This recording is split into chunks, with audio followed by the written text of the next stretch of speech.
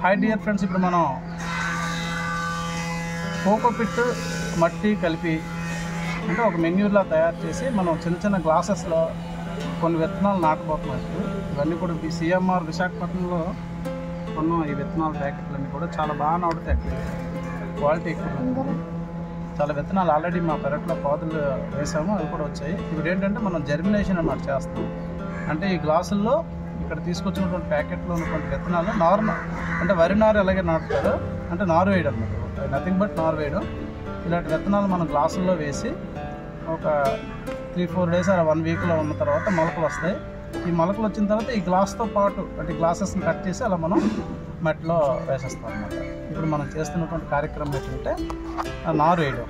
ఇక్కడ ఉన్నటువంటి విత్తనాలు ఏంటంటే ఆనప, బీర, అలాగే క్యాబేజీ విత్తనాలు, చాలా విత్తనాలు ఉన్నాయి మన దగ్గర, చిక్కుడు, ఇవన్నీ కూడా. ఈ విత్తనాలను ఇప్పుడు మనం నాటుకుంటున్నాం ఈ గ్లాసెస్లో. ఇక్కడ కోకోపిట్ మెత్తటి మట్టి కోకోపిట్ తయారు చేస్తాం, చిన్న మెన్యూర్ కూడా అందులో కలిపాము. ఇవి గ్లాసెస్ తీసుకొచ్చి విత్తనాలు వేస్తాం. ఒకసారి చూసిన తర్వాత మళ్ళీ 1 week తర్వాత ఈ మొలకలు వచ్చే లేదని మళ్ళీ మీకు నేను చూపిస్తాను. ఓకే, ఒకసారి చూడండి. హలో హాయ్ డియర్ ఫ్రెండ్స్, ఇక చూడండి నా చేతిలో ఉన్నాయి ఆనప విత్తనాలు వేస్తున్నాము. ఈ గ్లాసెస్లో ఇప్పుడు మనం వేస్తున్నాము. తర్వాత ప్లాంట్స్ వచ్చాక మళ్ళీ మీకు నేను చూపిస్తాను. ఇప్పుడు చూడండి, ఒక్కొక్క గ్లాసులో 2 విత్తనాలు వేస్తున్నాను నేను.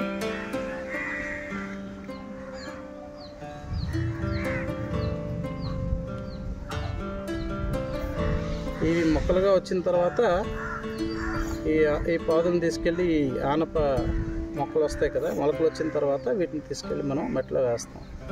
ఇక మొత్తం ఇప్పుడు నేను 2 విత్తనాలు ఒక్కొక్క గ్లాసులో వేస్తున్నాను. ఇలా వేయడం వల్ల ప్రయోజనం ఏంటంటే బలమైనటువంటి మొక్కలు వస్తాయి.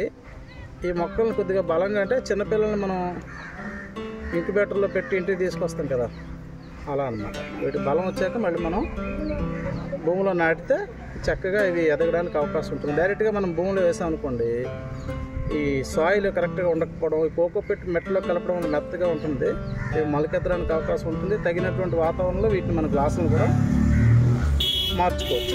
అది ప్రయోజనం దీనివల్ల. Okay, thank you. Dear friends, ఇప్పుడు మనం గ్లాసెస్లో క్యాప్సికమ్ వేసాము, క్యాబేజీ వేసాము, అలాగే బర్బాటి చిక్కుడు రకం వేసాము, అలాగే బీర, ఆనప విత్తనాలు వేసాము.